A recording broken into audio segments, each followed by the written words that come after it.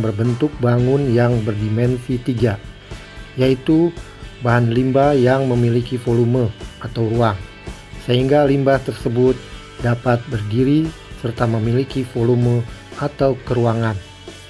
Limbah berbentuk bangun ruang dapat berupa bangun berbentuk beraturan seperti kubus, bola, kotak, dan bangun tidak beraturan.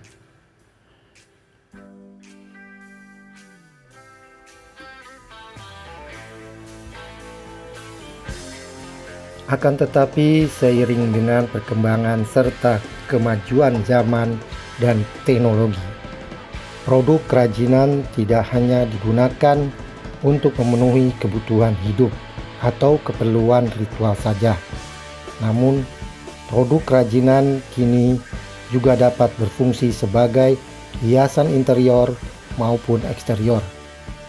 Akan tetapi, prinsip limbah dibagi berdasarkan berdasarkan wujudnya, yaitu jenis limbah gas, jenis limbah cair, jenis limbah padat. 2. Berdasarkan sumbernya, yaitu limbah pertanian, limbah industri, limbah pertambangan, dan limbah domestik. Ketiga, berdasarkan senyawanya, adalah limbah organik dan limbah anorganik. Berdasarkan wujud terbagi menjadi 3 jenis, yaitu limbah gas, limbah cair, dan limbah padat. Contoh limbah gas adalah karbon dioksida yang dihasilkan oleh asap kendaraan bermotor, asap pabrik, asap pembakaran sampah. Sedangkan contoh limbah cair adalah air sabun bekas cucian, minyak goreng buangan. Sedangkan contoh limbah padat adalah plastik, botol, dan kertas. Berdasarkan sumbernya terbagi menjadi 4 jenis, yaitu limbah pertanian, limbah industri, limbah pertambangan, dan limbah domestik. Kemudian berdasarkan senyawanya terbagi menjadi 2 jenis, yaitu limbah organik dan limbah anorganik. Limbah organik merupakan limbah yang mengandung unsur karbon, sehingga bisa dengan mudah diuraikan atau bisa membusuk secara mudah. Sebagai contoh dari jenis limbah organik misalnya adalah kulit buah-buahan dan sayuran serta kotoran hewan dan manusia. Sementara itu, limbah anorganik merupakan limbah yang tidak mengandung unsur karbon, sehingga sangat sulit atau bahkan tidak bisa diuraikan.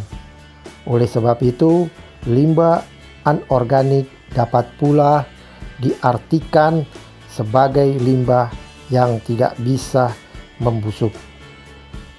Sebagai contoh dari jenis limbah anorganik misalnya adalah plastik, botol beling bekas, pecahan kaca. Dari materi yang telah disampaikan, bahwa adanya kreativitas dan perkembangan serta kemajuan teknologi dan adanya berbagai penelitian yang dilakukan oleh masyarakat, kelompok, atau perguruan tinggi. Akhirnya bahan yang didapat dipakai untuk membuat kerajinan pun semakin bervariasi, termasuk diantaranya yaitu bahan kerajinan yang berasal dari limbah. Demikianlah materi pelajaran pertama dengan memahami wawasan wirausaha kerajinan dari bahan limbah berbentuk bangun ruang. Bapak mengharapkan dari kalian mengerjakan tugas dan dikumpulkan sebelum materi pelajaran kedua dari Bapak. tugas materi pelajaran pertama tentang memahami limbah berbentuk bangun ruang. Pertanyaannya, perhatikanlah limbah berbentuk bangun ruang yang berada sekitar tempat tinggalmu dan datalah limbah tersebut yang dapat kamu daur ulang menjadi prakarya dan mempunyai nilai ekonomis. Minimal 10 jenis limbah saja. Sekianlah materi pada hari ini. Bapak harap semoga semuanya paham mengerjakan tugas dengan jaga kesehatan. Tetap semangat dan selalu bahagia. Waalaikumsalam warahmatullahi wabarakatuh.